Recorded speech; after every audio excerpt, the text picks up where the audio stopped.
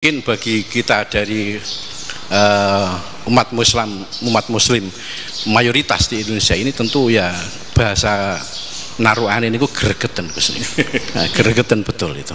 Nah ini harusnya bagaimana dan bagaimana yang harus kita lakukan itu. Mun terserah panjenengan, kita semuanya ini siap mendengarkan, termasuk mana Pak Rektor digojloki mboten napa-napa. Sing penting barokahi ngoten mawon ka. Nggih. Pun ngoten mawon, monggo kula serahkan dumateng Gus Bak seluruhnya. Monggo. Ini dibagi yang kasuan tadi, Pak. Ini kan. Paling. Mboten sinten mriki berapa juga? Kok tangane Rektor. Yang lainnya biar dibagi yang pimpinan-pimpinan sikap provokator nih. Assalamualaikum warahmatullahi wabarakatuh. Bismillahirrahmanirrahim. Rabbi shrah li sadri wa yassir li amri wa hlul 'uqdatam min lisani. Allahumma shalli wa sallim ala sayyidina Maulana Muhammadin wa ala alihi wa sahbihi ajmain. Amma ba'du. Ini yang saya hormati pertama, pengatur saya ini Profesor Dr. Haji Maskuri. Yang cara ngomong tidak kayak profesor tapi kayak jurkam.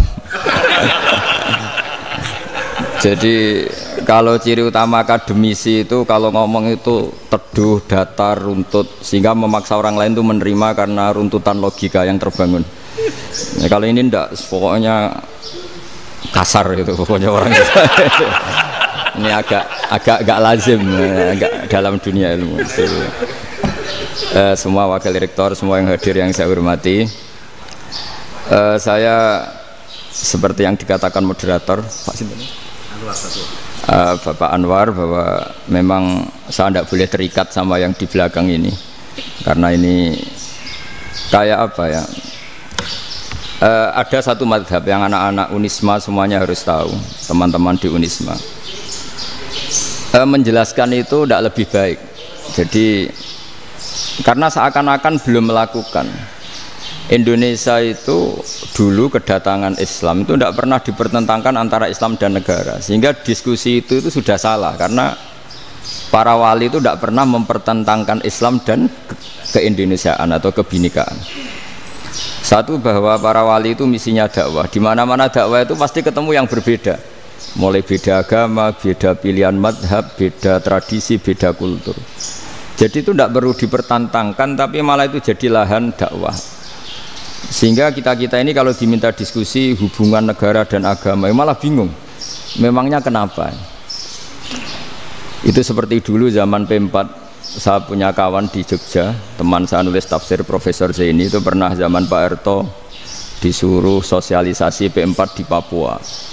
Apa hubungan Pancasila dan UUD 45? Itu orang Papua jawab, hubungannya baik-baik saja, Pak. Jadi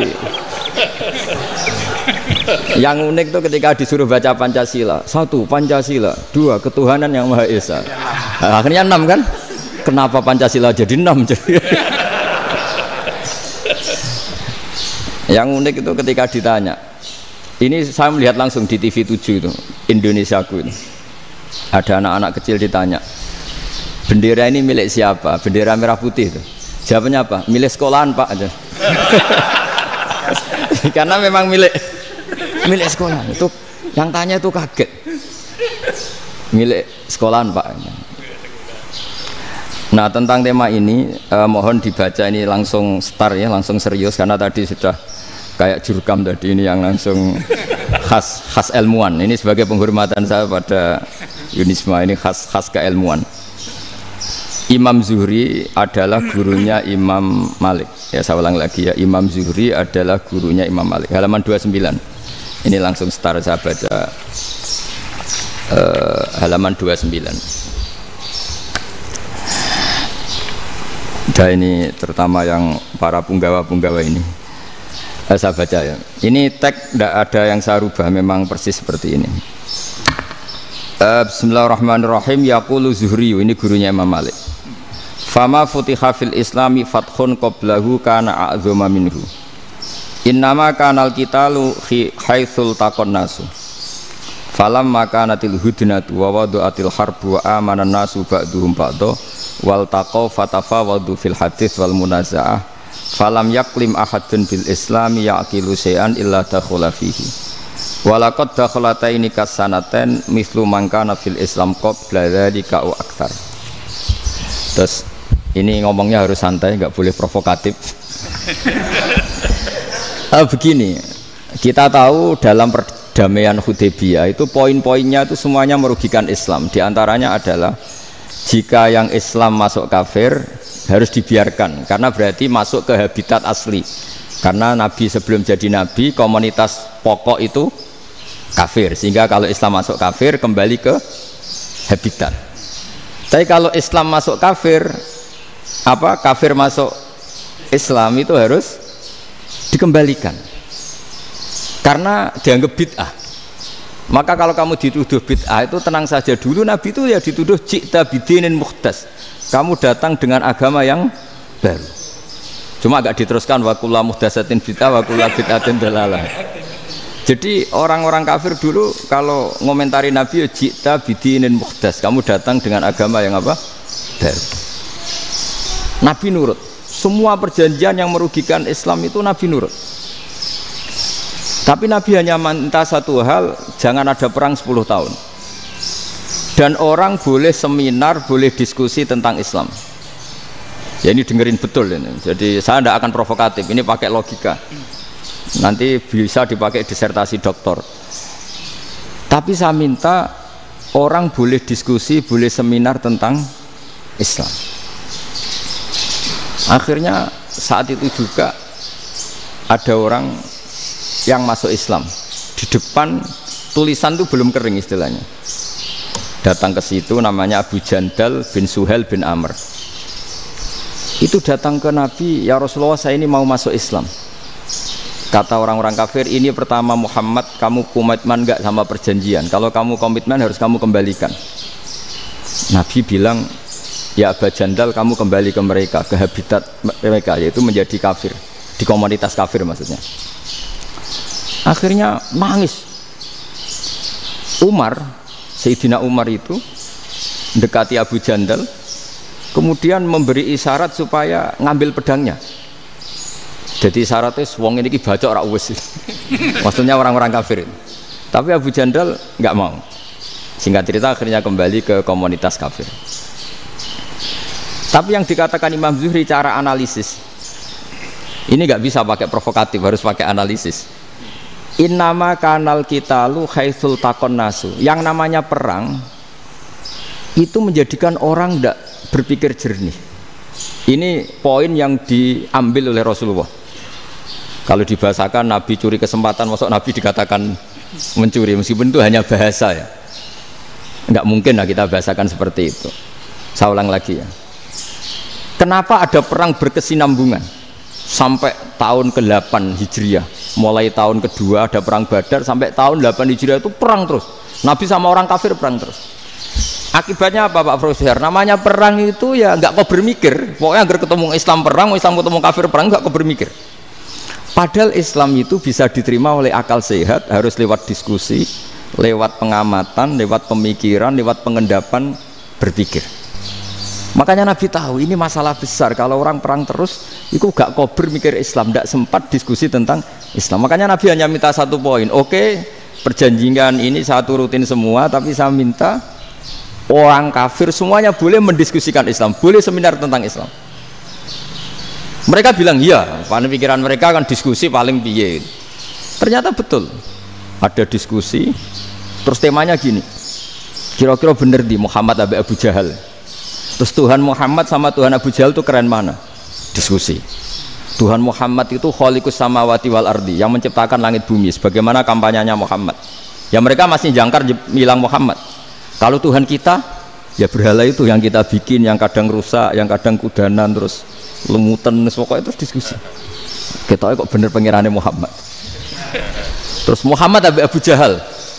Mulai dhisik Muhammad itu ratau bodoh nih. Mulai dulu Muhammad tuh gak pernah bohong. Abu Jahal, waduh, wis bodoh nih ngongkonan. Wis ribet kan? Dan semua diskusi itu mengarah ke kebenaran Islam. Wah, akhirnya wong kafir sing tokoh-tokoh cara Jawa yo wah semane jebule masalah ini kan. Artinya gini, kalau kita ingin Indonesia damai, sebenarnya yang untung itu Islam.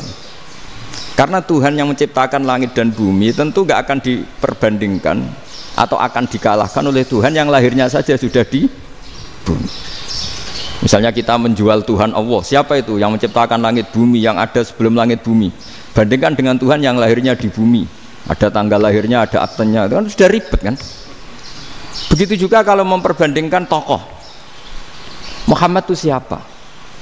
Tokoh yang bisa menyatukan pan Arabik, tokoh yang begini-begini, yang sayang istri, sayang keluarga, dibandingkan dengan tokoh Abu Jahal, Abu Lahab yang corong jauh penggaweannya yang ngerugikan orang lain. Akhirnya orang itu mulai tertarik sama Islam. Makanya kata Az-Zuhri pakai bahasa dulu, falam yaklim ahadun bil Islam. Tapi kalau sekarang yang populer itu bahasa yatakallam.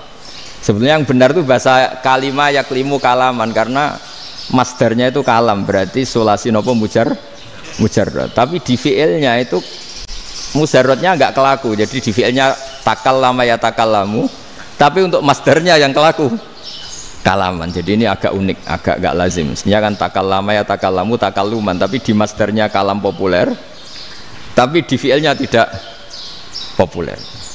Saya teruskan ya. Ini penting sekali. Jadi menjual Islam, kalau boleh dibahasakan menjual, itu tetap enak dalam kondisi damai. Karena kalau kita perang, itu bawaannya kalau ketemu ya perang. Kalau ketemu perang, sehingga orang itu rakober diskusi loh. Saat benernya Islam sampai kafir itu bener di. Karena tidak kau berdiskusi, tidak sempat diskusi, orang yang milih yang kafir karena yang mayoritas yang kuat, sementara Islam zaman itu lemah. Ya Nabi itu yang diminta hudnah, yang penting kita damai. Terus orang boleh mendiskusikan benar mana kita dan mereka. Ya setelah diskusi ya tadi kan nggak mungkin Allah yang begitu keren hebat pencipta langit bumi dibandingkan berhala yang mengurus dirinya sendiri saja tidak bisa. Walhasil terus orang mulai tertarik sama Islam dan aturannya nggak boleh dilarang diskusi itu. Nah makanya saya pernah ditanya beberapa profesor di Jogja, Gus suatu saat kalau kampus paling keren di Jogja ini ada Islamic Studies, kemudian pengajarnya dari berbagai agama, ini riskan nggak bagi Islam? Saya jawab, asal yang didiskusikan Islam itu nggak masalah, yang repot itu nak umat Islam. Karena kalau umat Islam yang jadi percontohan, banyak raja yang dolim, banyak pemimpin muslim yang dolim, terus identik dengan Islam itu jadi dolim kan ribet. Ya kalau pas umat Islam, kalau Islam yang kumat kan jadi masalah kan. Nah ini kan terus jadi beda umat Islam sama Islam yang lagi apa? Kumat. Singkat cerita terus Islam mendapat posisi yang luar biasa. Nah makanya di sini diistilahkan falam makanatil hudnah, ketika ada perdamaian wa amanan nasu ba'dum ba'do, orang merasa aman, itu fatafawadu fil hadis wal munazaah, mereka berdebat. Munazaah itu berdebat, keren mana konsep Muhammad dengan konsep Abu Jahal, keren mana konsep Tuhannya Muhammad dengan Tuhan kita, terus diskusi. Dan mereka akhirnya ikrar, wah yang benar ya Muhammad lah. Di mana-mana Tuhan tuh ya sebelum langit dan bumi, di mana-mana Tuhan ya punya reputasi menciptakan. Masa Tuhan reputasinya diciptakan kayak berhala dan sebagainya. Ibadah juga gitu. Ibadah wong kafir itu kalau tawaf itu telanjang, ibadah Muhammad santun pakai pakaian. Terus akhirnya mereka mulai tertarik Islam. Sehingga saya lihat di beberapa tafsir, saya memang tidak akan ngomong yang tidak serius, ngergani Unisba ben sawangane pemikir serius. Di Quran itu sampai lihat di tafsir Tobari itu ada ayat bal naqzifu bil haqqi 'alal batil fayadmaghuhu fa idza huwa zahid. Qadzafa itu kalau di kamus tak lihat itu takallama bila dalilin. Qadzafa itu ya pokoknya sekenanya. Artinya gini, kebenaran Islam atau kebenaran hak itu kamu taruh sekenanya saja itu tetap menang. Apalagi kamu taruh secara teratur, kamu taruh sekenanya saja itu tetap menang. Sehingga di sini banyak sahabat yang hidup di Cina. Sekarang juga banyak orang alim yang milih hidup di Amerika, banyak orang alim yang milih hidup di Inggris. Dan mereka pede, percaya diri karena kebenaran itu kamu letakkan di mana saja, itu tetap akan menang, akan menemukan momentum kemenangannya. Misalnya gini, contoh paling gampang. Dulu para peneliti Seorang lagi dulu para peneliti itu ya datang kemana-mana, termasuk Ibnu Battuta, termasuk Ibnu Khaldun, ya semua peneliti itu suka neliti. Setelah diteliti, Quran itu satu-satunya kitab suci yang membicarakan sains, misalnya tentang falak, tentang astronomi, tentang asal-usul kejadian manusia, kejadian makhluk. Juga bicara tentang geografi, geologis, semuanya. Sementara kitab lain hanya cerita tentang mawaid wal hikam wal ibar. Jadi diteliti kayak apa, pada akhirnya hak ini yang menang. Bal naqdhifu bil haqqi 'alal batil fayadmaghu fa idza huwa zahid. Saya berkali-kali cerita, ada ulama yang ahli matematika. Ketika ditanya kenapa kamu suka ngajar matematika, sampai muridnya itu ragu, ini guruku mlebu swarga ta ora, penggaweane mulang matematika. Tapi para muridnya bermimpi bahwa Imam Amudi itu disuruh ngajar para malaikat. Dan itu pede betul dia. Kata Allah, ini ulama saya yang iman kepada saya setingkat iman kamu. Dari malaikat itu tidak mungkin Gusti, kita menyaksikan langsung engkau, sementara ini di bumi nggak nyaksikan jenengan. Kenapa bisa sepede dan seyakin itu? Akhirnya Imam Amudi disuruh ngajarin matematika. Jadi Anda kalau profesor itu nanti harus sempat ngajari malaikat, itu baru benar-benar profesor. Jadi nanti di akhirat ngajari siapa? Malaikat. Jadi ada seminar yang melibatkan banyak malaikat, narasumbernya itu seorang profesor. Itu ketika kenapa engkau begitu yakin kalau Allah itu Tuhan dan Allah itu Al-Wahidus Shomad. Terus Imam Amudi mulai nulis angka gak beraturan, 2, 3, 4, 5 sampai 1 miliar, 1 triliun, semuanya gak beraturan. Kata beliau, nisbatus naini wasalasa ila ma la nihayatalaha iku nisbatul far'i ilal asli. Mbok angka sebanyak apapun, 2 dibanding 1 ya far'ul wahid, 3 dibanding 1 ya far'ul wahid. Semua angka yang enggak terhingga pun dibanding 1 semuanya far'ul wahid. Semua angka sebanyak apapun itu cabang dari angka 1. Fakullu hadil awalim far'un minal wahidis shomad, yaitu Allah Subhanahu wa ta'ala. Wakil malaikat tepuk tangan, iya juga. Jadi begitu juga ada ulama itu ahli gambar. Saya dulu ngaji sama Mbah Mun Al-Husunul Hamidiyah, itu kitabnya itu banyak gambarnya. Dan kali gambar yang ngawur betul, mangga ahli gambar. Saya epol, sempurna lele. Semua gambar bangunan, gambar sapi, pokoknya gambar. Ternyata dia menemukan Tuhan itu dari gambar. Gambar serapi ini atau seruwet ini sama. Gambar rapi sama ruwet itu sama kalau dalam pandangan tauhid. Dimulai minan nuqtah al-wahidah. Kowe cek gambar sing rapi sing indah, cek gambarmu elek, dimulai dari 1 titik, dan titik ini nuqtatil wujud, yaitu Allah Subhanahu wa ta'ala. Jadi nak cara ahli tauhid gak penting gambare api, menang lomba atau ora penting. Butuhe hadis surah ini gambar baik yang rapi maupun ndak adalah min nuqtah dari 1 titik. Ya, alam raya sebanyak ini mbok gambar mbok ora, cek mulai Mars sampai Jupiter kabeh semua bentuknya yang banyak ini semuanya min nuqtatil wujud, yaitu dari titik wujud. Gini kok Allah Subhanahu wa ta'ala. Di sini hebatnya ulama-ulama, mbok dia pengajar matematika, mbok pengajar gambar, semuanya dipakai perangkat untuk tauhid. Ya, itu kan juga bagian dari Islam damai, Islam yang sangat tidak perlu perang untuk orang dipaksa Islam. Nggak perlu provokatif kayak tadi pidatonya rektor jenengan tadi. Jadi ciri utama ilmuwan tuh kalau ngomong datar tapi logikanya nggak terbantahkan, itu ciri khas ilmuwan. Kalau ciri khas politikus kalau ngomong itu keras, provokatif lah kira-kira gitu. Tapi isinya biasa. Nah saya berharap nanti semua profesor doktor itu datar tapi isinya kualitasnya bagus ini. Mentes. Jadi makanya terus kata ulama, kenapa diistilahkan balnat zifu bil haqqi? Kenapa pakai qadzafa sementara qadzafa maknane takallama bila dalil? Maksudnya bila dalil di sini itu min ghairi ikhtiyajin ila dalilin. Kebenaran itu memang nggak butuh dalil. Apa kita perlu dalilnya apa? Buktinya apa? Kalau 3 itu cabang dari 1. Wong gendeng yang takut gitu pas orang gendeng. Wong 3 cabang dari 1 kok ditanyakan buktinya apa? Itu min awalil bidah. Pertama orang pasti tahu kalau 3 itu far'ul wahid. 1 juta juga far'ul wahid. 1 miliar juga far'ul Gambar yang sebanyak apapun ya dimulai dari satu titik, cek gambar benar maupun yang tidak. Akhirnya apa? Ulama dulu itu sebegitu rileks nerangkan tauhid.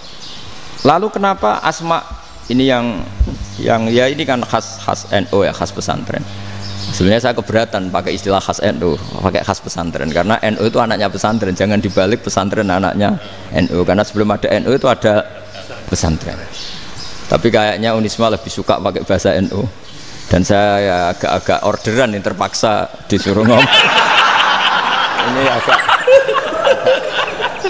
apa ya, agak kacau sebetulnya ini agak kacau. Jadi NU itu sama pesantren itu tua pesantren. Jadi NU dilahirkan pesantren, bukan dibalik pesantren dilahirkan NU. Sehingga barokahnya didirikan pesantren ini, kadang nyuwun sewu sekali Mbah Hasyim itu kadang ide besar beliau itu ora dituruti wong NU. Jadi Mbah Hasyim cara kula kok dadi Mbah Hasyim ya mangkel. Mbah Hasyim itu ngarangno kentong. Nggih ngaramno beduk, tapi wong NU nganggo kentong. Beduk. Dan uniknya Mbah Hasyim enggak tersinggung. Karena ciri khas pesantren itu membolehkan perbedaan apa? Pendapat. Itu masyhur khilafnya Mbah Hasyim sama Mbah Fakih Mas Kumambang itu sampai dikitabkan, saling ngeritik, saling macam-macam lah. Jadi cara berpikir Mbah Hasyim ketika Nabi rembukan, ini gimana ya cara menentukan waktu sholat ya? Ya pakai kentong ya Rasulullah, zakalin nasoro itu untuk orang Nasrani. Ya pakai buk itu trompet, zakalil Yahud itu untuk orang Yahudi. Terus, ada yang lagi pakai api ya Rasulullah, zakalil Majusi itu orang Majusi. Setelah itu ada orang datang lari-lari cerita mimpi azan tadi. Ya itu terus dipakai sarana pemanggilan sholat ya azan itu. Sehingga Mbah Hasyim menolak kentong. Karena mantas sababi qaumin fahuwa minhum. Beliau keras sekali sampai bilang haram. Beliau judulnya ya haram, Al-Jasus Antakhrimin Nakus. Setelah naskah itu sampai ke Mbah Fakih Mas Kumambang di Gresik situ, di daerah Dukun situ. Dulu nggak ada WA ya, jadi sampainya ya lama. Makanya saya sampai sekarang nggak punya WA karena ya saya ulama kan, kalau WA-an terus ya jadi ulama. Nggak jadi ulama main WA-an terus itu. Nah itu termasuk rektor gak kau bermikir itu mesti kebanyakan WA. Karena kan otaknya didikte oleh sesuatu yang masuk, sesuatu yang dilihat itu kan pasti mendikte kita. Beda kalau yang enggak WA-an kan mikir apa kita yang menentukan. Kalau WA-an kan kita ditentukan. Mau mikir anaknya butuh apa gara-gara WA informasi Jakarta mikir Jakarta. Padahal secara kewajiban ngapain kamu orang Malang mikir Jakarta?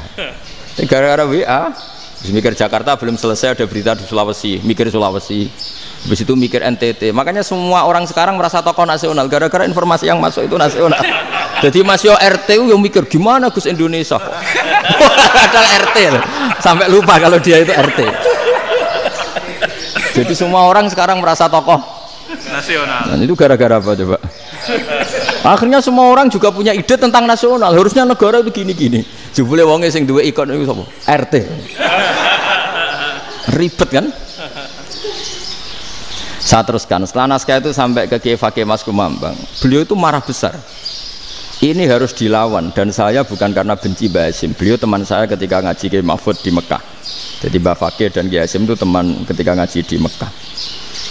Secara ngelawan tuh lucu, gak ilmiah tapi gak ilmiah wong alim tetap ilmiah. Di mana-mana serupa itu tidak sama. Ya kalau mungkin zaman Nabi di Madinah itu zaman itu kentong itu identik dengan milik Nasrani. Di Indonesia beda. Pos kampling ya kentong, kebakaran ya kentong, wae sarapan orang di LP ya pakai kentong. Jadi tidak ada jaminan kalau kentongan itu identik dengan Nasrani. Lalu haramnya di mana? Yang di mana-mana tasabuh itu identik. Ini tidak identik. Mulai masalah kan? Mulai masalah. Jadi beliau gaya judul Hazruus. Hazruus itu kepala bergeleng-geleng. Sekarangan kok ngene jadi sekarangan kok provokatif gitu. Nah, dan itu Mbah Hasyim ya hormat Mbah Fakih hormat Mbah Hasyim. Saya sendiri secara pribadi itu lebih suka pendapat Mbah Hasyim sebetulnya. Karena bagi saya sholat itu sakral, ya sudahlah kalau sakral ya dipanggil dengan sesuatu yang sakral yaitu kalimat thayyibah adzan. Tapi saya tidak akan bilang kalau kentongan itu haram.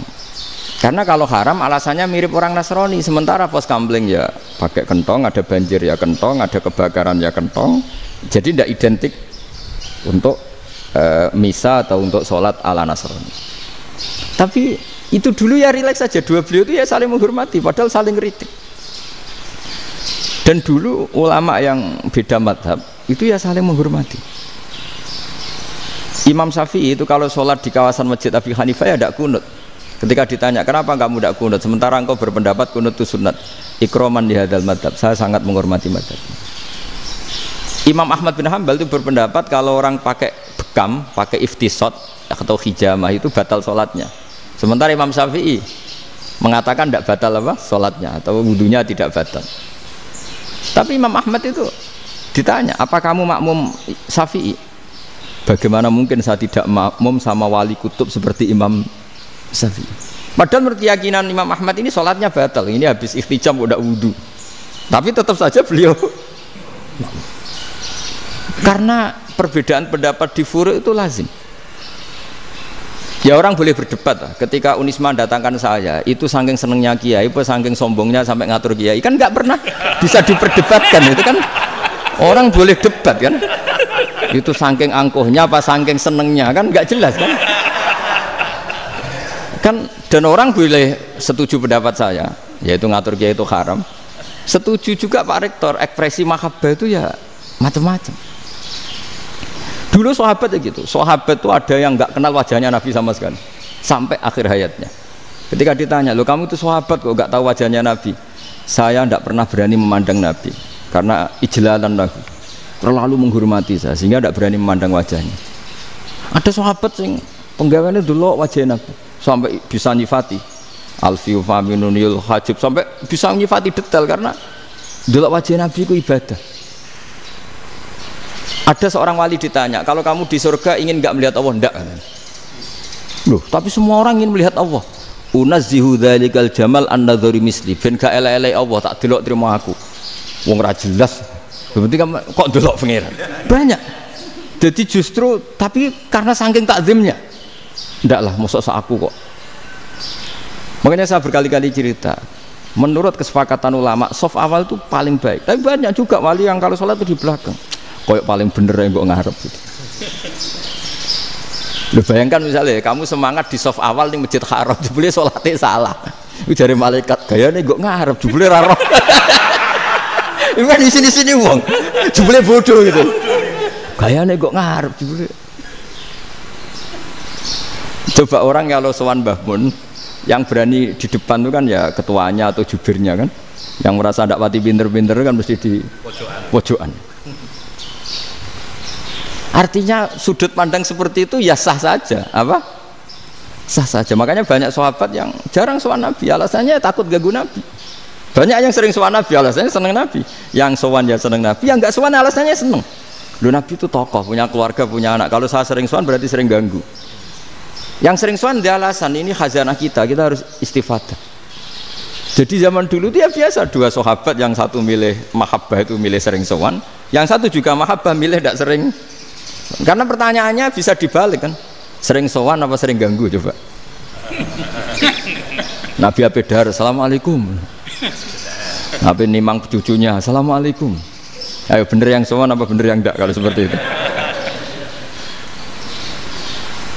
Akhirnya terus diatur sedemikian rupa oleh Quran. Walau annahum sabaru hatta takhruja ilaihim lakana khairal lahum. Jadi sahabat kalau mau sowan Nabi ya nunggu di sufah. Kalau Nabi keluar berarti milik publik, sekali masuk ke dalam tidak ada sahabat yang berani sowan.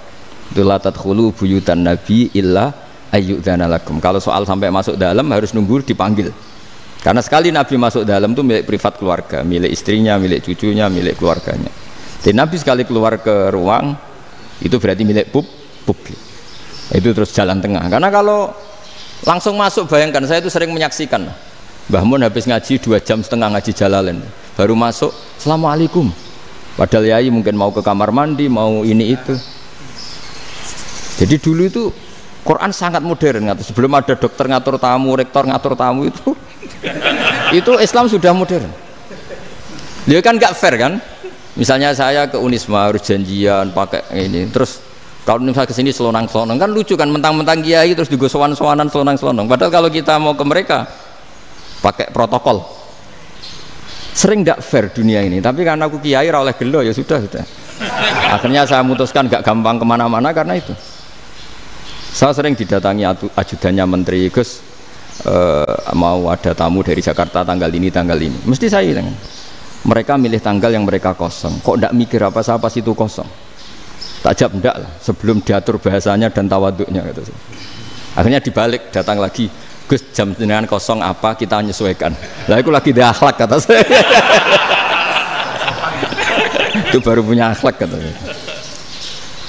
Bukan masalah ini, bukan masalah gengsi ya. Saya sendiri itu dolan ke alumni itu jarang, karena ya takut. Kiai kan yang nganggur, jam 9 nganggur, jam 10 nganggur. Bisa saja alumni itu kerja di pabrik, bisa saja yang latihan ekonomi di pasar. Jika kalau saya datang jam 9, iki kiai sing nilai santri ini, apa kiai sing ganggu santri. Nah karena orang ini melakukan rutin, gak kok berpikir, pokoknya ngono jenenge silaturahim. Mau nyerah kok berpikir, padahal kalau diangen-angen ini kiai yang nilai santri ini, apa kiai yang ganggu santri ini karena datang di jam kerja.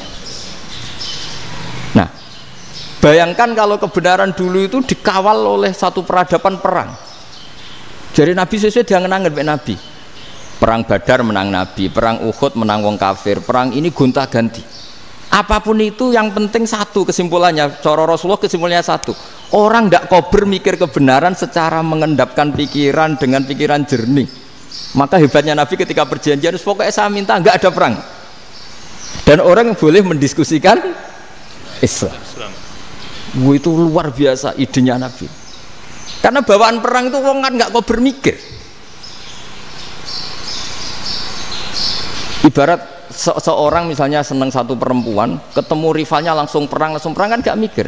Tapi kalau kau bermikir, diangen-angen cawe wedok iku ora seneng aku. Untungnya apa untuk wong ayu ora seneng, malah mau loro hati. Terus sudahlah, buruan dialihkan kemana kan gitu. Itu nak mau amen WA nan tukaran lewat SMS atau tarung langsung ora kau bermikir. Tapi kalau kau bermikir, akhirnya berpikir nih. Perempuan tadi sebenarnya yang disenangi siapa? Oke, ternyata senang Pak Rektor. Sudah kita ngalah. Karena tidak ada nikmatnya kan menikahi perempuan yang sama sekali tidak mencintai kita. Tapi kalau nak kau berpikir pokoknya diprovokasi, wah gue kalah mbak A, gue kalah mbak B, pikirannya kan ojo sampai kalah. Bareng wis menang ternyata ada emas lah. Nah bayangkan Islam itu seperti itu dulu, dipertarungkan. Doang Islam tuh dinu aklin, agama yang diterima dengan akal sehat. Tapi sekarang ukurannya perang, yang menang berarti bener, yang menang bener, kan terus jadi repot.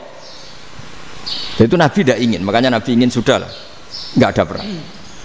Nah, makanya kata Imam Zuhri, fathul Islam terbaik adalah orang boleh diskusi tentang Islam dan tidak ada perang. Lagi-lagi penting, tidak perang itu penting, silmun itu penting, perdamaian itu. Setelah tidak ada perang, akhirnya fatafawadu fil hadis wal munazah, orang boleh diskusi apa saja, termasuk boleh adu polemik. Konsep satu Tuhan dan Tuhan banyak diperdebatkan. Akhirnya Nabi secara rileks bisa menjelaskan. Muhammad, urusan kita banyak. Kalau Tuhannya satu tidak cukup, Tuhan harus banyak untuk menyelesaikan berbagai urusan. Ada Tuhan bagi rektorat, bagi macam-macam kan.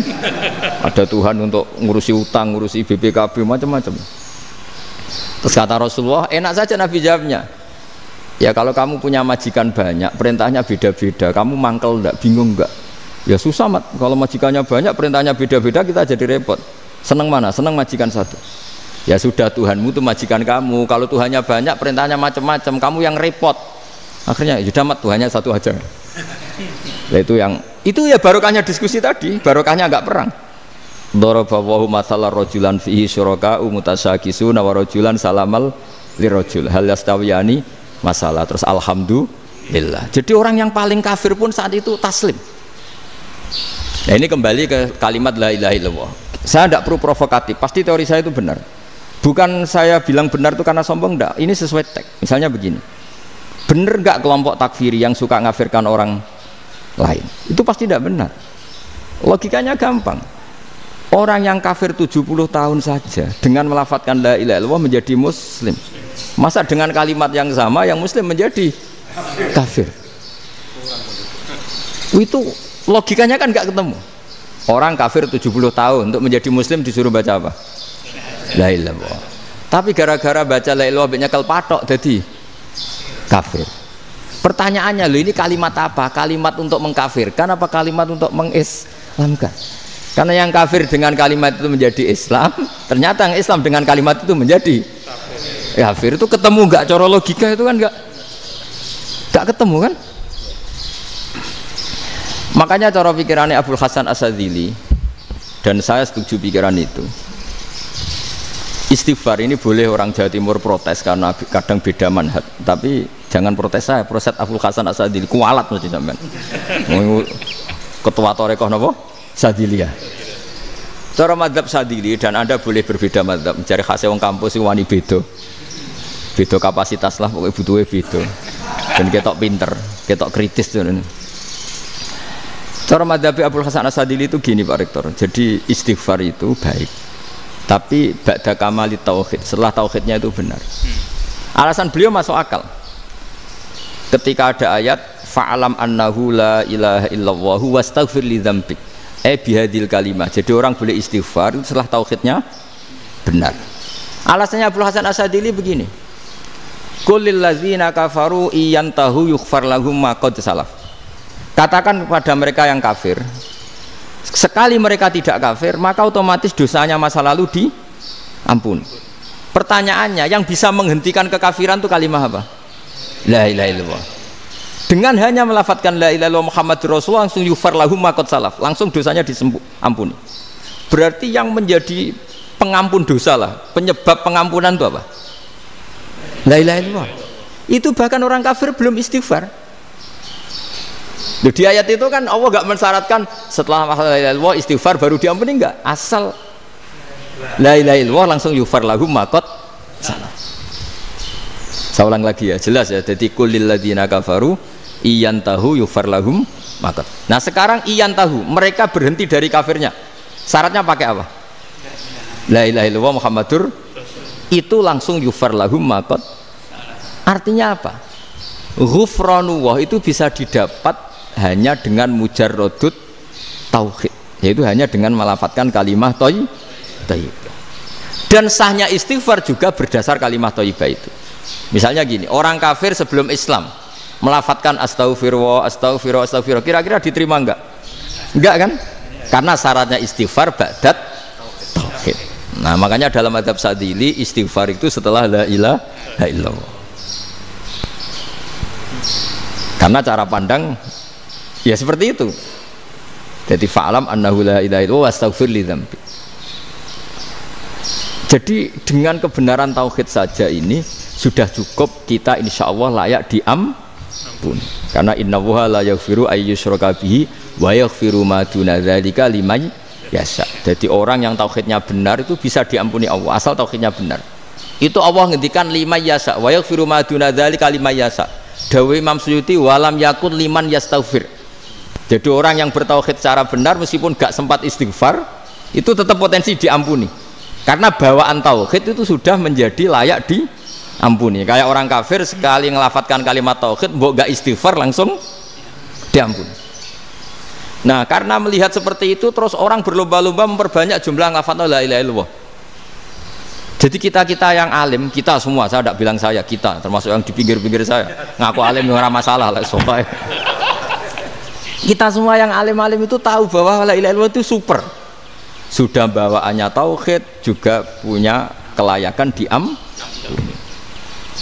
Nah, kemudian nasib kita agak sial. Malah kalimah ini dituduh bid'ah, dituduh khurafat. Mergo Nabi nggak pernah tahlilan, Nabi nggak pernah. Nabi nggak pernah tahlilan, kalau diartikan Nabi ora tau maca la ilaha illallah, enak gak kalimah itu. Nah, ini provokatif ini. Jadi ini sudahlah keanehan-keanehan ini kita terima karena ciri utama wali, ciri utama ulama itu wa'udhu fisabili, harus pernah disakiti. Jadi kalau Unisma sakit kalau dituduh apa? Dituduh bid'ah itu berarti belum calon ulama. Calon ulama itu wa'udhu fisabili, harus disakiti. Jadi kalau kamu disalahpahami itu ya harus santai. provokatif tadi. Iya, termasuk provokatif tadi. Termasuk diatur tadi itu. Jadi kalau cara berpikir kan, karena mereka itu memang kalau kita turutin itu memenya itu terlalu, kadang menghujat kita itu enak ya jadi KNU, ada orang mati datang, kiainya dapat makan, dapat rokok, terus pulang gitu. Jadi apa, terus kita kayak tersangka terus. Kita kan kayak tersangka terus, tertuduh terus itu. Terus yang orang NU ya memenya juga nggak kalah ekstrimnya. Boleh ya ajaran orang nggak boleh ngasih kiai gitu. Berarti boleh dong ajaran kikir. Jadi memang kadang apa ya, cangkem elek lah bahasa kasarnya itu. Itu memang kadang lebih mengenakan. Kalau kita datang ke acara mayat kan dapat makan, dapat minum. Kalau yang sohibul bed rokok ya dapat rokok. Kalau kiainya dapat wajib, kadang 20.000, kadang 50.000. Terus memenya itu kok setega itu ya, ada orang meninggal kok malah kita makan-makan. Seakan-akan kan kultur ini biadab kan gitu. Tapi yang orang NU kebalikan bales. Oh ternyata nggak boleh ya mayat disodakoi. Ternyata nggak boleh ya orang dermawan. Berarti Islam membolehkan medit ya gitu. Model ini kan. Angen-angen itu luwih mandi timbang takbir ya kan. Karena ini kan memicu emosi kan. Memicu apa? Emosi. Nah tapi saya kalau disuruh bela mana itu tidak ada yang saya bela. Ya seorang sudah lah, kalau mau nganggur saja sudah itu. Ya tapi itu memang apa ya, itu khazanah Islam, ada yang kritik, ada yang enggak. Ya itu memang khazanah, ya biasa aja, kalau saya biasa aja. Wajar. Karena dulu ulama itu sudut pandangnya itu ya seperti itu. Ada yang ulama suka ibadah itu sholat, ada yang milih apa tidur. Sampai Imam Ghazali bilang suatu saat ibadah terbaik di zaman akhir itu tidur kan. Sholat saja kalah sama tidur kan. Tapi itu loh ya, yang wajib tetap loh, terus kamu gak sholat wajib. Begini beliau mencontohkan itu. Ada orang sholat tahajud terus obsesinya itu ingin hajatnya terkabulkan. Sementara yang tidur obsesinya nikmati rahmatnya Allah, boleh tidur, bisa tidur. Kata Imam Ghazali, timbang kita tahajud terus nuntut pangeran aduk turu katanya. Mergo engko diakibat terus setan memberi bisikan, lho nyatanya kamu tahajud ya gak terkabul. Berarti cerita bahwa Nabi ngendikan kalau doa tahajud mustajab enggak. Daripada ngono ki aduk turu ora tau ndonga ya. Timbang abri-abri Islam ya, timbang elek-elekin apa? Islam. Jadi ulama itu mulai dulu itu sudah berpikir. Banyak orang menjadikan tahajud, sholat malam itu media untuk hajatnya. Dan kalau nggak kesampaian ini mutung. Nyalahkan kiainya ijazah ramandi. Macam. Daripada ngono ora usah apa? Tahajud turu. Dan jenis kayak ini tuh banyak. Makanya ulama kayak saya itu saenake dhewe itu ya jarak. Saya sering didolani muhibbin terus bilang Gus saya doakan gini-gini saya mau nyalon bupati atau saya gini. Saya bilang gak waduh orang dongo, nak ramandi darani ulama dongane ramandi. Nak mandi kamu jadi bupati tetap nganggep karena beli. Sopo sing ora bupati saya gak beli. Ribet kan?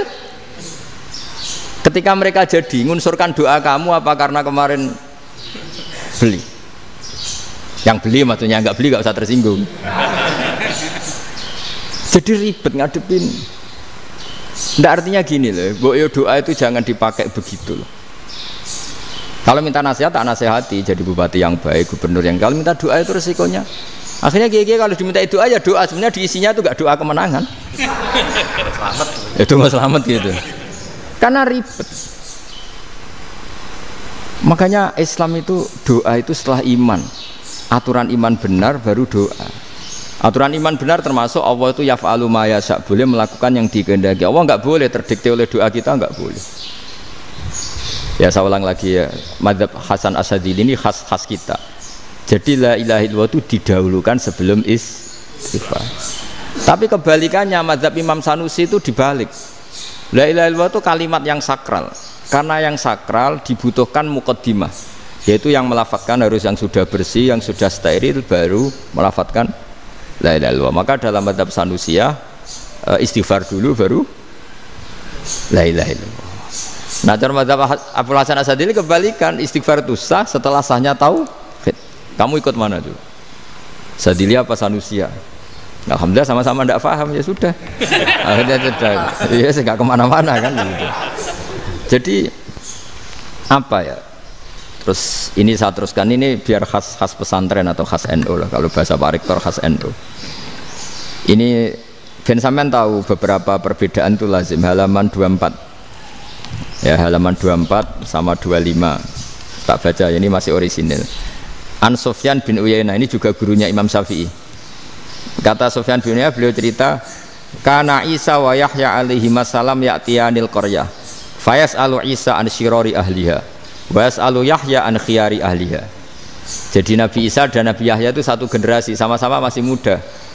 Kalau di satu kampung yang Nabi Yahya tanya, ini keluarga terbaik siapa? Saya mau nginap di situ karena kumpul orang baik itu nyaman. Kalau Nabi Isa kebalikan, keluarga terburuk mana ya, saya tak di situ. Nah terus akhirnya faqala lahu Yahya lima tanzilu ala syirarin nas. Kenapa kalau kamu bermalam kok malah kumpul orang-orang yang nakal? Innama ana tabibun udawil mardo. Saya ini nabi ibarat dokter, di mana-mana dokter yang ngumpuli yang sakit, ngobati yang sakit. Makanya di NU itu ya banyak Kiai Jazab mengumpuli yang nakal-nakal. Nak tepak yang ngentas yang nakal, nak ora tepak ya katut. Ini adu nyali lah sudah gitu. Tapi itu ada ilmunya, yaitu niru Nabi siapa? Isa. Kalau kamu dokter penelitian tuh cari daerah yang banyak pandemi apa yang bersih? Yang banyak pandemi, karena yang namanya penelitian ya di situ kan. Kalau kamu dakwah ngentas kemiskinan, ke daerah miskin apa daerah kaya? Nah sama, kalau ngentas kefasikan ke daerah fasik apa daerah orang soleh? Fasik. Ya, tapi itu Nabi Isa. Nah kalau kamu tidak Nabi kan potensinya kan ngantut itu. Tapi setidaknya bahwa kita sering disalahkan karena punya beberapa tokoh yang ngancani fasik-fasik, itu sebenarnya ada dalilnya, yaitu Nabi siapa? Isa. Nah terus masalah tegas dan lunak. Ketika ada mahasiswa misalnya pacaran, boncengan lanang dan perempuan, itu pilihan kita apa? Kalau tegas, terus gak mau mendengar kita. Misalnya gini, contoh gampang, tak beri contoh Pak D, jangan orang tua, nanti secara fikih itu beda. Nah ini kan kita orang pesantren, nah, biasa ngaji fikih detail. Kamu Pak D seorang perempuan, mahasiswi misalnya, sering pacaran. Setiap ke situ sama pacarnya kamu diam saja, padahal kamu dosen keislaman. Mesti pawanaan kamu nyimpulkan ternyata pacaran itu tidak apa-apa. Buktinya Pak D itu tidak negur, menengai. Ini berarti as-sukut alal mungkar. Tapi kebalikannya, Pak D ini terkenal keras. Nak rono mesti ada aku ponaan. Akhirnya yura rono, mesti ngerti nak mesti diamuk. Nah, dua orang ini sama-sama gagal kan? Yang lunak menjadikan ponaannya pacaran terus karena enggak negur sehingga dikira membolehkan. Sing keras juga gak sempat bina wong rono era wani.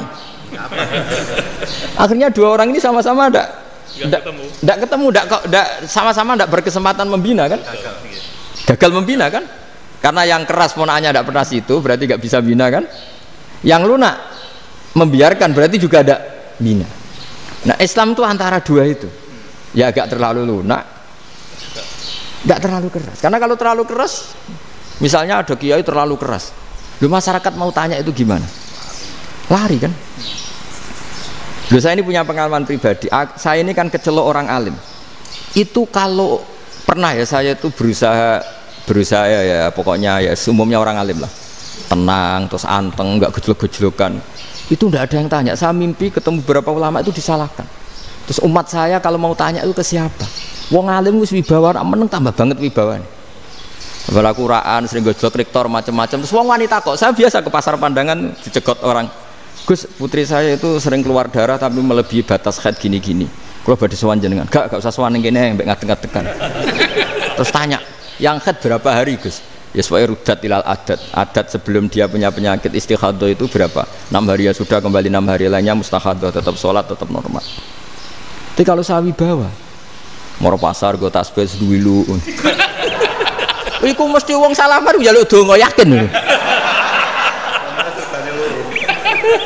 Tapi baru kayak rada uraan ketemu wong-wong, dol pening ndi? Mak pening ndi? Gus beneran Gus ketemu jenengan kula wingi badhe tuwa kok. Akhirnya tanya. Dadi uraanku iku amdan. Lha nek sampean asli iki asli uraan. Karena ndak uraan lah tetap ndak wibawa kan. Jadi barokah uraan itu ya banyak. Saya itu kalau ngantor di Jogja itu banyak orang yang tanya, ya biasa tuh tanya macam-macam. Karena saya uraan ke pasar ya orang, bahkan di bis sering ketemu orang, wah beneran Gus kalau badhe sowan jenengan badhe tanya ini. Ya sudah di sini aja. Jadi semua itu diilmoni. Nah, Nabi itu punya sisi yang dua-duanya jalan. Memang beliau luar biasa, dipilih Allah yang luar biasa.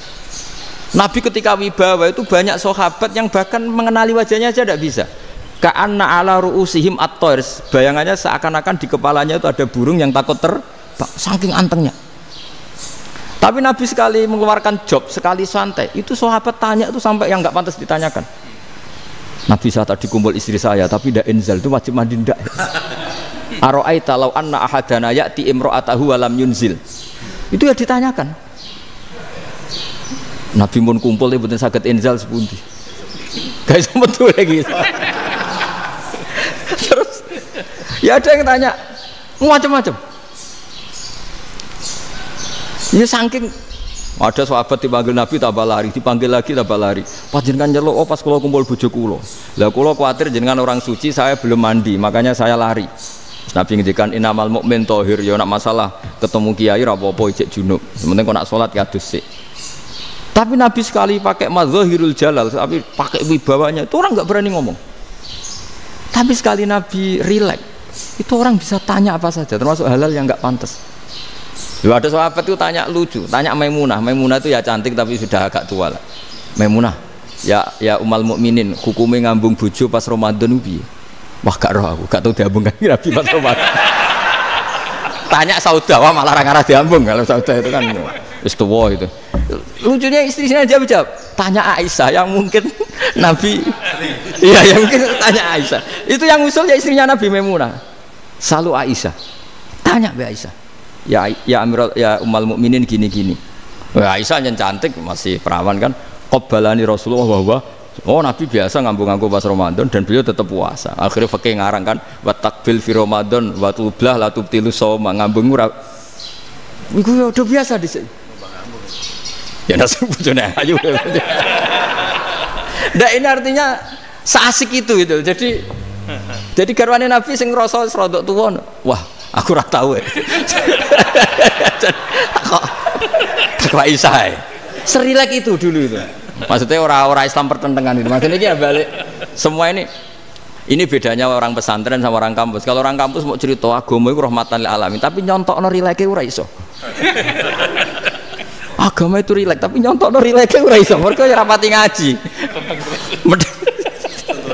Contohnya ora iso, dadi mau gawe kaidah kok Islam itu rahmatan. Jadi Nabi itu lah, Allah juga gitu. Allah itu kalau sudah memperlihatkan madzahirul jalal, itu mbok malaikat Jibril rawani. Ketika Allah dengan madzahirul jalal. Tapi kalau Allah dengan madzahirul jamal, madzahirul apa? Jamal. Iku ya gojok-gojok kan ambek makhluk gojok. Ya buli-bulian cara sakniki. Ya sampean delok ning hadis syafaat itu, akhiru man dakhalal jannah atau akhiru man kharaja minan nar, itu di beberapa judul. Ada seorang rojul yang ahli neraka ya, dintas mbek pangeran terus ditudono swarga. Gusti, swarga sengiler tok ora wong wayu roh wis ngiler tok. Ngerjaluk Gusti mosok roh tok ora oleh mlebu. Jarimu asal mlebu metu kon neraka ora jaluk-jaluk meneh. Sumpah lo ya, gak jaluk apa-apa neh. Mboten Gusti. Sekali saya keluar dari neraka ndak akan minta apa-apa lagi. Wis. Wallahi, wallahi. La as'alu ghairaha. Mesti ghaira khuslah, ghaira tilkal khuslah. Ya niku pokoke selain keluar dari neraka saya ndak akan minta lagi. Didono swarga wong do kelon seru wibet kan. Sing bojone elek kan dendam dadi ning swarga iku. Swarga wis macam-macam. Gusti mosok roh tok. Ora oleh mlebu, jarine janji ra njaluk meneh. Akhire ya wis didelokno neraka. Jadi pangeran jawabe gampang, didelokno neraka. Roh neraka begitu menyakitkan, begitu ngeri. Sudah Gusti saya ndak minta surga, sementing enggak masuk neraka. Rabbana srif anna adzab jahannam. Setelah lama itu diadepno swarga njuk mlebu swarga, terus diadepno nang neraka. Akhire ya sudah. Saiki mlebu swarga gak apa-apa. Iku jawabe lucu. Atas tazyub jenengan ngenyek kula. Mengkarwan ahli swarga kok mlebu swarga. Terus akhirnya mlebu swarga, kan mlebu swarga tamanna, sangen-angen sing mbok jaluk apa? Orang angen-angen yang indah-indah, laka, Wa asratu amsal ya siku tak turuti wa asratu amsalih lan lipatan ke-10. Jawabe wong lanang ya lucu. Atas tahzi ubi wa anta rabbul alamin. Jenengan pangeran kok ngenyekan. Maksudnya wis karuan aku ora pantes. Terus jare pangeran la astazi ubika walakinni alama asya'u qadir. Aku gak ngenyek kowe, pancen aku pangeran. Nuruti kowe iku iso. Jadi Allah sendiri ketika dengan madzahirul jamal itu malaikat ya ono sing wani bantah. Masyhur itu kan malaikat sing bantah pangeran ataj alufiya mayufsidu fiya wasfikut. Karena Allah dengan madzahirul jamal. Yang paling masyhur Nabi Musa. Nabi Musa itu ketika Nabi Mi'raj. Nabi Mi'raj itu beliau kira-kira di langit keempat lah yang masyhur atau kelima. Ngelangkai. Nabi Musa nangis, "Ya Rabbi, ini apa-apaan? Orang sing ja'a ba'di kemudian melangkai makom saya ini apa-apaan?" Jadi Nabi Muhammad kan apapun hebatnya kan junior. Kok melangkai makom saya ini apa-apaan? Enggak fair. Sampai Nabi Muhammad itu tanya gini sama Jibril, reaksi Allah gimana ketika melihat Musa seperti itu? Jawab malaikat Jibril lucu. Ya roh khiddatahu, Allah sapal gayane Musa. Biar. Jadi lucu. Ya dibiarin aja sama Allah. Tapi yang jenenge Nabi Musa itu kekasihnya Allah, tetap berkah bagi kita. Betul. Ketika setelah Mi'raj diwajibkan sholat 50, gentenan Nabi Musa kelihatan nabinya. Sebenarnya Nabi Musa itu sebetulnya loh, gak nguntungkan kita sebetulnya. Tapi yang nguntungkan, sebenarnya ndak niat nguntungkan kita, tapi nguntungkan. Nabi Ibrahim kan di langit ke-6, keren lah. Konti cong ketemu Allah ngeten-ngeten kan sholat 50. Karena Nabi Ibrahim terkenal Nabi baik, ada bantah. Bareng Nabi Musa. Kenapa diceluk pangeran? Kula kan salat ping 50. Inna ummataka la tutiku dalik. Wah, gak kuat umat. Serai-rai gak umatmu ora ngarah kuat 50 rakaat. Tapi sebenarnya Nabi Musa itu niatnya bukan membela kita. Fa inna ummati la umatku sing gagah-gagah ra iso meneh umat. Berarti sebetulnya ya itu masih pakai gengsinya gitu. Wes ngono-ngono lah sementing kita untung. Sebetulnya dia itu gak terima wong umat saya aja yang lebih kuat. Gak kuat apalagi umatmu. Dan terus sebutin irji ila rabbika fas'alhu takhfif. Itu berarti Allah dengan madzahirul jamal. Sudahlah, datang ke Allah minta keringanan. Allah itu baik. Minta, ambek Allah diringana mau 5 tok, jadi cek 45. Balik ke Nabi Musa, piro 45, cek ra kuat umat. Wong umatku ra kuat, jadi sebenarnya dia bilang umatku ra kuat. Lho cara Nabi Muhammad model wong Malang, yo beda umatku mbek umatmu. Ribet kan? Beda. Lho Nabi Muhammad kan tidak seperti itu kan? Tidak punya akhlak Malang kan? Akhlak.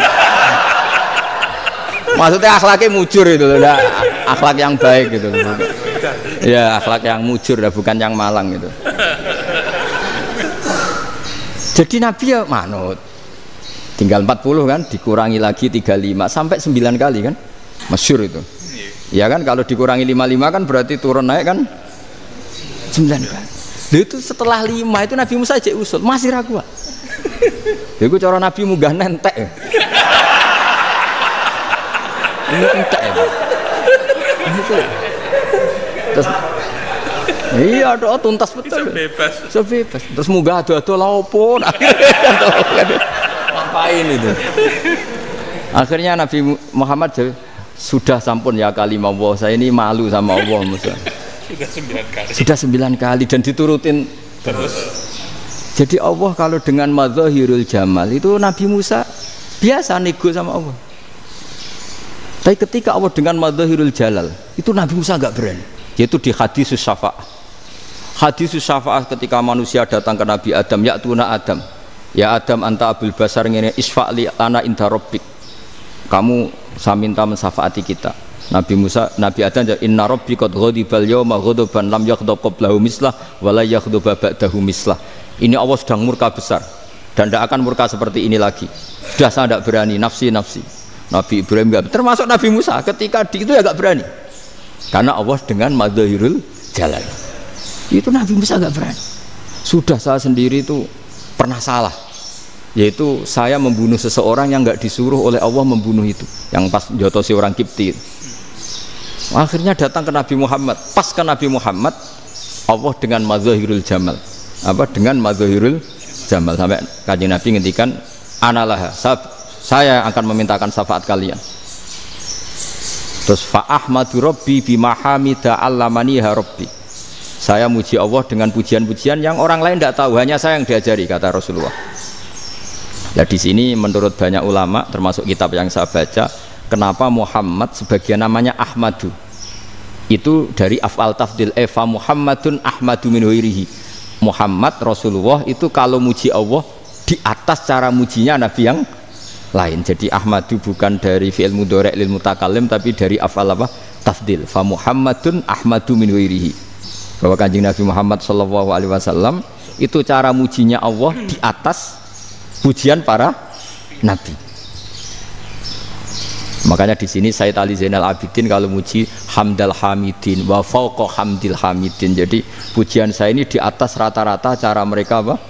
Memuji. Yaitu sirinya apa? Nabi itu tahu bahwa akhirat itu tidak bisa batasi Allah.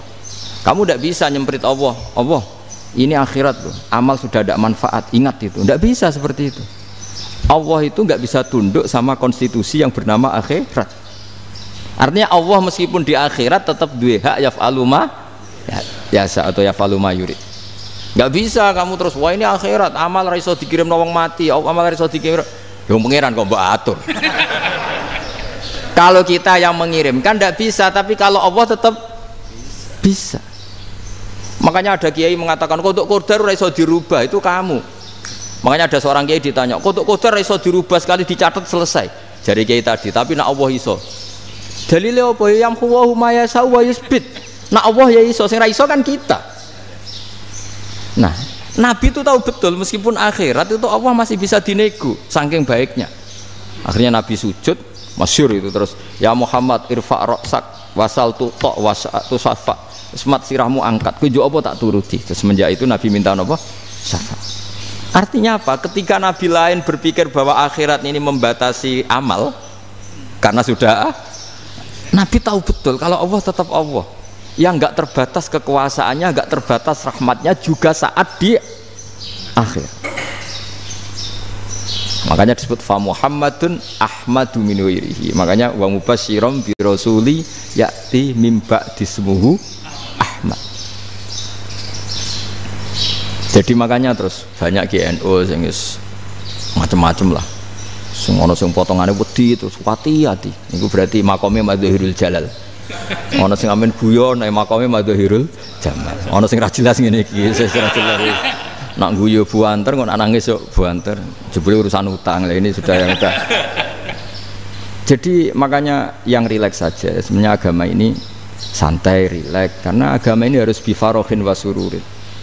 Enggak boleh agama ini dibawa dengan kekerasan, dengan antisosial. Karena agama ini harus kul bi fadlillah bi rahmati fa bidzalika falyafrahu, harus senang, harus rileks. Makanya saya jadi kiai itu senang takutnya gini. Sekali saya tidak senang jadi presiden buruk.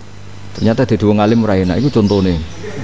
Sampai merengut terus uripe susah, nanti orang tidak berani jadi orang alim. Makanya saya buktikan bahwa saya lebih bahagia dibanding rektor. Nanti orang yang jadi rektor semua ingin jadi orang alim. Saya pernah ketemu sekian rektor di Jogja, tanya, Gus, kenapa jenengan bela-belain pesantren sampai segitu?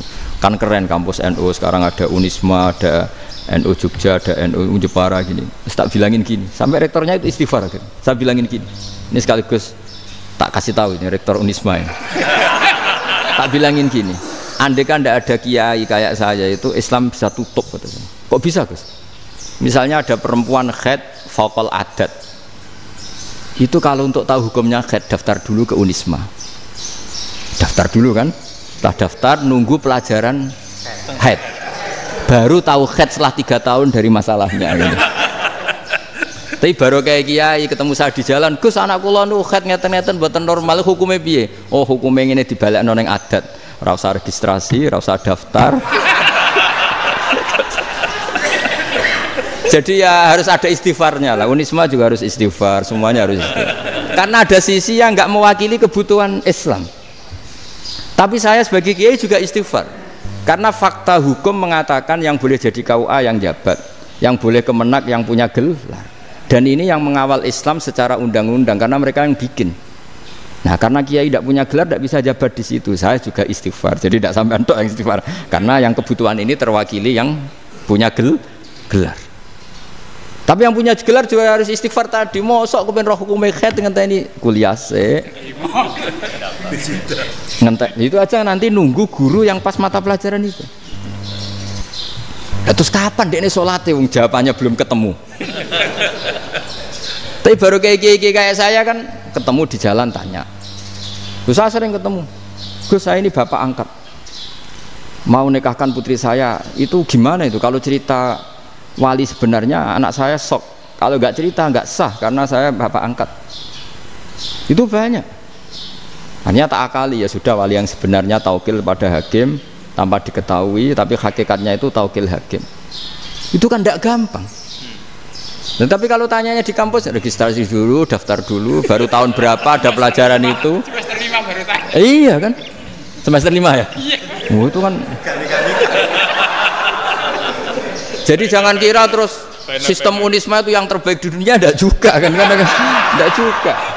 Dan sistem-sistem yang lain maksudnya ada. Tapi sistem kiai loh, Mbah Mun juga sering pesen saya, kowe kudu seneng pegawai negeri. Piye-piye sing jaga agama pegawai negeri. Kemarin pas acara 7 harinya Gus Roba sama matur itu di depan para kiai. Setelah saya jadi kiai ya itu nyata. Islam di Papua, di NTT yang bawa siapa? Dokter negeri, ya kan? KUA negeri. Barokahnya mereka negeri dijamin negara kan? Barokahnya Muslim berkebutuhan Islam. Akhirnya bikin musola di situ, bikin masjid. Bahkan di Korea Utara itu ada masjid bawaan duta besar.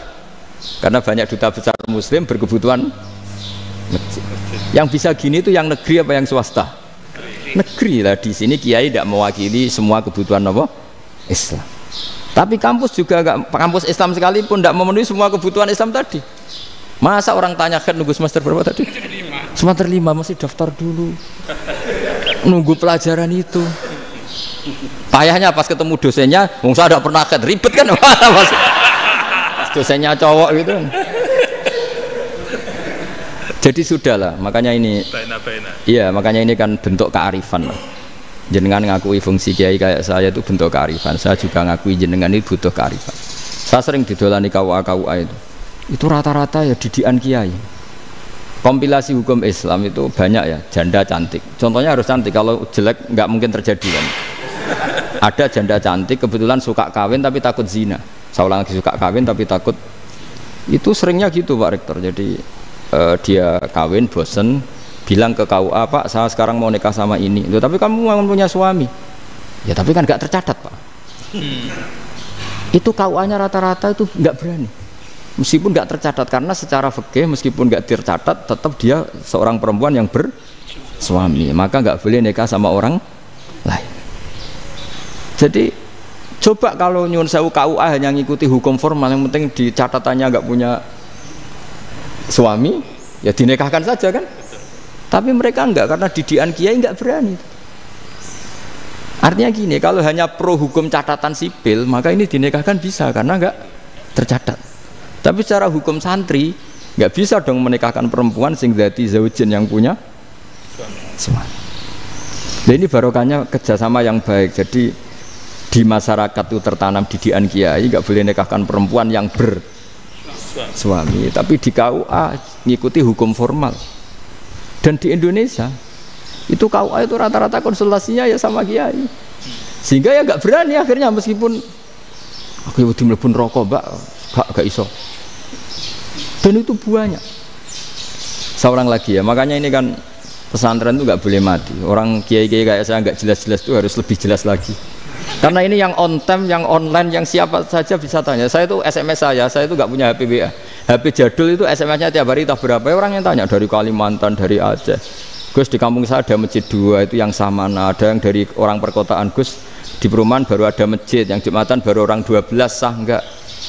Ya langsung saya jawab, sah. Dalilnya ini. Ya sudah. Nah, tapi kata Imam Syafi'i gini harus orang 40, itu madzhab Syafi'i, dalam madzhab yang lain gini-gini. Itu kalau tanya rektor itu kan ribet. Masuk ajudan dulu, asisten dulu, panjang.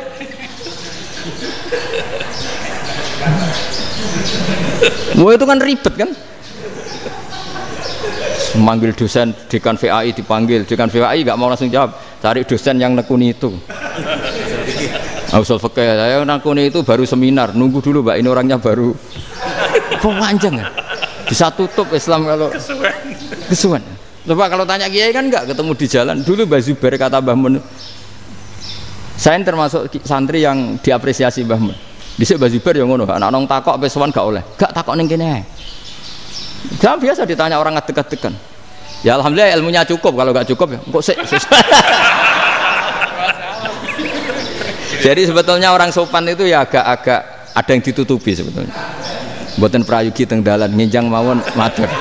Ya sebetulnya ya sebenarnya memang ilmunya agak cukup gitu. Tapi itu sebenarnya secara fikih itu haram, menunda itu haram. Ya haram tuh, coba bayangkan ya kalau tanyanya sekarang, Gus saya ini sudah keluar darah 1 bulan penuh, padahal normalnya hanya 6 hari. Saya nanti sholat enggak? Kalau nginjang mawon dugi kula, berarti kan hari ini belum ada keputusan.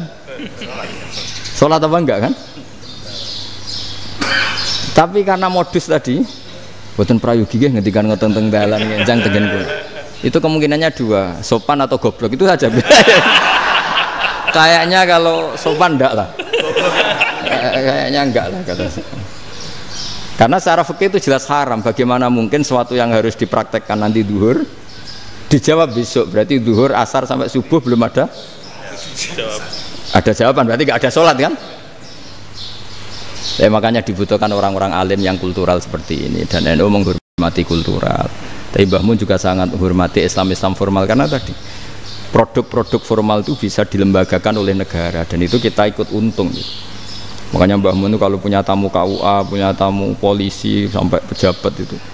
Kenapa saya contohkan KUA? Supaya jangan kira seperti pendapat orang-orang hasud, wah mesti aja disolani presiden seneng, menteri seneng. Enggak juga. Sebenarnya semua kiai itu mulai KUA sampai polisi, polsek, polres itu seneng semua. Karena sama-sama diajak mengawal bangsa ini, diajak mengayomi semua masyarakat. Tapi kadang-kadang masyarakat ngeritiknya, jenenge kiai disolani menteri ya seneng presiden, padahal yang sowan kiai itu ya mulai KUA, Kapolsek, kepala desa, RT, mudin. Itu mudin kalau tanya ya lucu-lucu. Gus kalau nate nyembelih pitik kemanian, pitik gue gede man. Akhirnya Gus ngerti nak kemanian langsung tak sebelah meneh, terusane ku sah ta ora. Ribet. Ya tak jawab, lah pitike pasti ku jek urip to ora. Terus urip Gus, wis sah cara madzhab Malik kerja urip. Karena itu ada perdebatan antara madzhab Malik dan madzhab Syafi'i. Nah cara Imam Syafi'i itu agak ketat. Hewan yang punya kehidupan sudah mutharibah, misalnya ayam jago, contohnya harus jago, karena kalau ayam kecil diikhlaskan haram. Jadi yang cilik wae kan gitu. Fikih itu ya, fikihnya orang Indonesia itu pecundang. Kalau ayam kecil nggak ditanyakan, mate ra wis. Kalau jago, jago ditabrak truk kejet-kejet. Andai kan nggak disembelih pun mesti mati. Itu cara madzhab Syafi'i itu haram. Karena penyembelihan ini tidak menjadi penyebab kematian, tapi memang karena kecelakaan tadi. Jadi cara madzhab Imam Malik enggak. Andai kan nggak disembelih, matinya kan 2 menit lagi atau 1 menit lagi. Andai kan nggak disembelih, berarti mati sekarang itu bawaan pisau apa bawaan kecelakaan? Ya sudah halal gitu caranya. Nah akhirnya ya saya bilang ya sudahlah kita semuanya mati. Jadi cara debat, cara Imam Syafi'i enggak, cara berpikir itu sudah tidak kehidupan yang normal, yang dimana-mana penyembelihan itu mematikan yang hidup normal. Jadi agak ketat. Sehingga dalam contoh kemanian, kalau dalam bahasa Jawa nyembelih agak sempurna terus pesonya jatuh atau apa itu, kalau pakai madzhab Syafi'i agak kesulitan. Jadi kalau madzhab Malik asal diselesaikan secara fauron, dan juga sebagian madzhab Syafi'i itu halal. Nah orang mesti tanya gitu, Gus, wedhusku tabrak truk, man Gus kejet-kejet. Nak pitik cilik ra ditakok. Makanya termasuk kritiknya Mbah Mun, tapi ini madzhabnya Mbah Mun ya, kamu boleh ikut boleh ndak, karena ini urusan ndak penting. Dari wong-wong lucu, nak ditakoki yuyu muni haram mergo amfibi. Yuyu ngerti sampean? Yuyu nggih. Tapi nak ditakoki kepiting muni halal. Mergo nak yuyu haram gak eman, nak kepiting eman. Padahal alasannya coba, kenapa yuyu haram? Karena amfibi kan, bisa di air. Pertanyaannya, kepiting seperti itu ndak? Nah, tapi kepiting kalau haram kan iman. Karena besar. Ya? Karena besar kan. Kalau yuyu silahkan haram kan gitu. Artinya apa? Fikih kita ini agak-agak pecundang gitu, agak-agak pertimbangan. Iya, ini lucu kan? Kualitatif. Coba alasannya yuyu haram karena apa? Amfibi kan? Hidup dua alam. Pertanyaannya kepiting seperti itu enggak? Iya. Iya, kenapa kalau orang tanya, yuyu haram apa halal? Rata-rata jawab haram. Tapi kalau kepiting mulai khilaf. Loh mestinya kan sama kan? Nah itu karena unsur imannya. Iya tadi. Saya juga sering melihat tonggo-tonggo itu. Ayam cuwilik sakmene ketabrak truk, enggak ada yang tanya. Jago. Tapi saya pernah jalan-jalan di Naruan sini. Ono jago ketabrak, sing duwe langsung marani kula. Pas saya naik motor, Gus ini halal apa haram? Nak langsung kula sebelah halal apa haram? Gus kanggo kowe halal, kanggo halal. Karena saya tahu tak jawab haram mesti kecewa itu. Aduh, kiai ini beratnya kan. Ya akhirnya ya saya setelah itu mate Imam Syafi'i ngapunten umat kula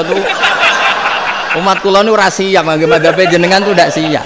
Untuk mazhab ini tidak sama. Iya kan akhirnya pakai madzhabnya Imam Malik tadi. Ya tak Fatihah Imam Syafi'i ini mboten niat nglawan jenengan. Tapi ngobati tiang eman. Mergo pitike besar itu.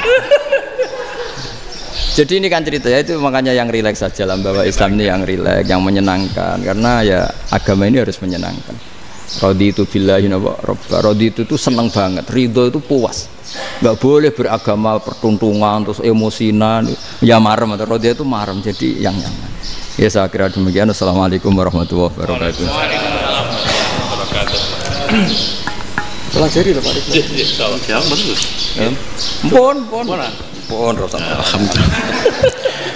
Satu aja yang di sini benar. Oh, satu aja. Syarat. Nggih, damel syarat. Jadi mungkin ada satu pertanyaan aja. Satu saja. Bukan keluhan. Bukan keluhan. Ini mumpung Gus Bak pada Madhohirul Jamal nih. Iya, Madhohirul Jamal. Sebentar lagi sudah Jalal. Sebentar lagi sudah Madhohirul Jalal. Jadi gak kena ditakoni. Monggo setunggal mawon. Mikir. Ya bagus. Ini ambil. Nggih. Ampun dawa-dawa terus Gus. Ya jaga-jaga ya. Assalamualaikum warahmatullahi wabarakatuh.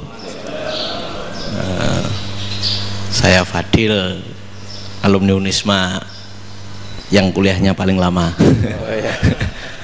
Masih di jalanan. Gus, pertama saya muhibin jenengan ngikuti 3 tahun terakhir kayaknya. Sepertinya ketika Mbah Hasyim Asy'ari hadir di tahun 1900-an sampai mendirikan itu kok suasananya sama seperti Gus Baha hadir di tengah-tengah situasi genting Indonesia ini. Saya kira yang memunculkan nama Gus Baha di banyak media online yang saya amati itu malah awalnya dari kelompok bukan kita gitu.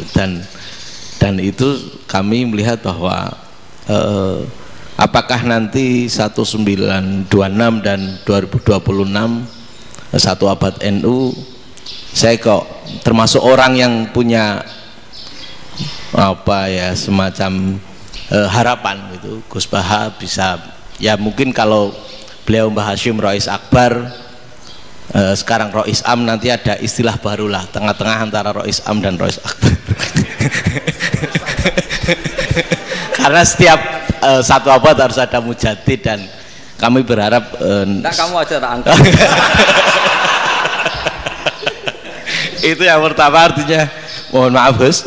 Yang kedua soal saya termasuk orang yang cukup iskal dengan peristiwa Nabi, kalau banyak disebutkan itu kisah Nabi Khidir yang dari 3 cerita itu hanya satu cerita yang saya masih agak bingung soal di situ anak kecil itu pakai kalimat, kalau di Al-Quran itu pakai kotala, jadi pakai anak kecil itu dibunuh seperti itu. Jadi ada istilah yang apakah memang saat itu ada syariat yang membolehkan atau memang ada sesuatu yang secara dari Allah Subhanahu wa taala memang itu dibolehkan untuk Nabi Khidir. Jadi di antara semua cerita itu saya yang agak iskal yang itu. Kalau yang kisah soal membocorkan itu mungkin masih bisa masuk ya, tetapi apakah sudah ada ilmu psikologi yang sangat tinggi sehingga kalau ada anak-anak yang idiot itu atau apapun istilahnya yang sekarang itu boleh dilakukan tindakan begitu gitu. Nah ini saya lebih provokatif dari Pak Rektor biasanya. Nggak, artinya mohon maaf karena pemahaman saya ada dua pendekatan ilmu yang masuk, satu seperti Nabi Musa, yang satunya seperti Nabi Khidir. Mudah-mudahan ada sedikit penjelasan. Siap Gus, terima kasih. Dan yang terakhir mudah-mudahan karena Indonesia situasi terakhir saya kira kita ketahui lagi pandemi seperti ini Gus, jadi saya juga ingin pendapat Gus Baha, apakah ini situasi pandemi corona itu Allah sedang madhohirul jamal atau madhohirul jalal? Terima kasih. Assalamualaikum warahmatullahi wabarakatuh. Assalamualaikum warahmatullahi wabarakatuh. Monggo langsung mawon Gus. Ini provokatif ini kayak. Loh di situ aja kamu tanya kok terus mirip. Siapa Fadil ya? Fadil. Dari peternakan ya? Peternakan. Tapi mau ngomong tafsir itu. Mulai kacau peternakan ngomong tafsir ini mulai kan. Iki yai kula peternakan. Nggak, ini ada yang hafal Quran ngaco, paling nggak setengah hafal. Nggak yang dari Unisma. Nggak begini, ayat itu kan ditutup wama fa'altuhu an amri, ya saya maknani wama fa'altu lan orang nglakoni ingsun hu ing kabeh sing kasebut an amri mergo kepinginanku ingsun. Jadi saya melakukan itu semua bukan karep saya sendiri. Jadi Khidir sendiri itu kamu untung enggak nekuni tafsir. Kalau nekuni tafsir yang kamu soal bukan Nabi Khidir, karena Nabi Khidir itu hanya satu orang. Yang kamu soal harusnya Israel. Itu ndak rektor, ndak kiai besar, ndak siapa saja dihabisin itu. Kenapa Israel ndak kamu tegur? Gimana hukumnya qatlul mukmin? Kenapa Israel ndak kamu masukkan ayat wa may yaqtul mu'minam muta'ammidan fajazauhu jahannamu khalidan fi. Ingat ya Israel. Iya kan? Nah, Israel melakukan pembunuhan itu, kadang yang dipateni nyuwun sewu orang soleh betul. Tapi wae kabundut ya. Itu Israel juga tidak atas pilihannya, tapi karena perintah. Nah, Khidir itu bukan nabi syariat, kira-kira mirip kayak Israel, karena beliau bukan nabi syariat. Jadi ini agak aneh, ini kan orang nekuni tafsir kayak saya sampai berjilid-jilid kitab.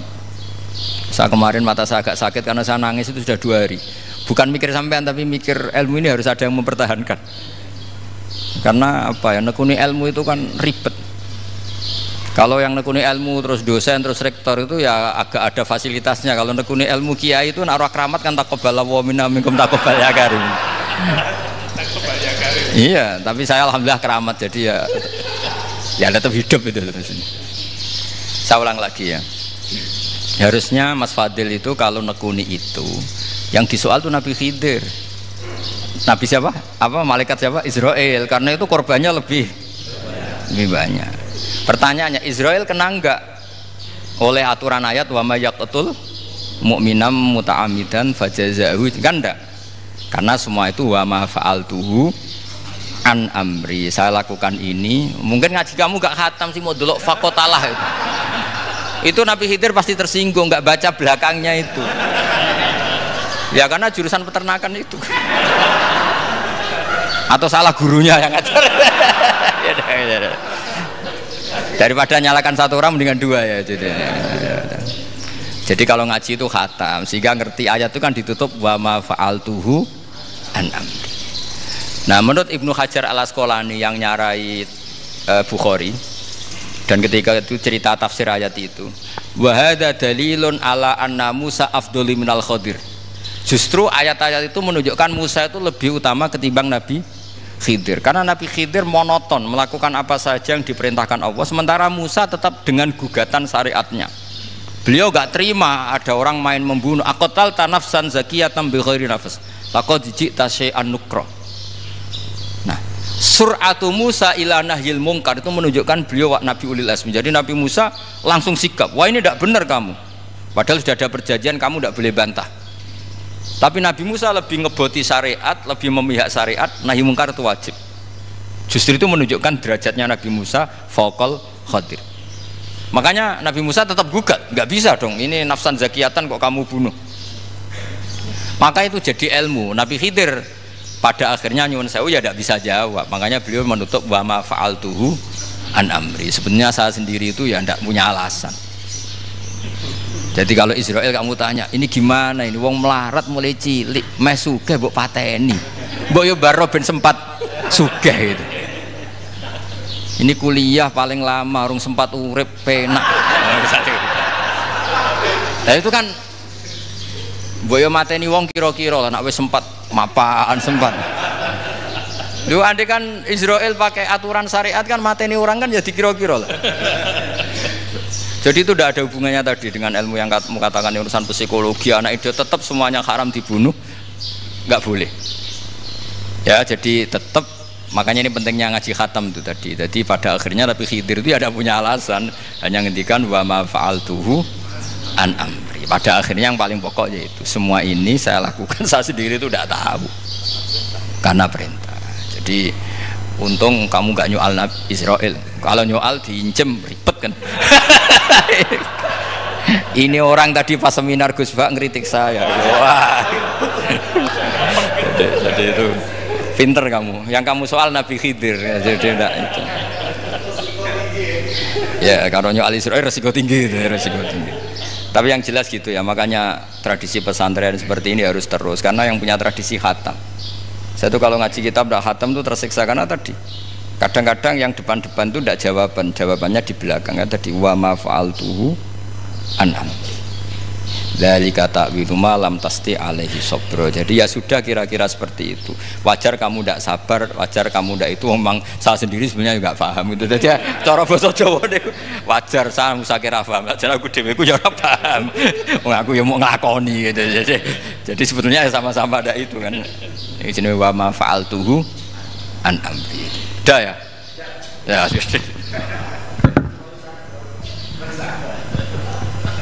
sudah ya.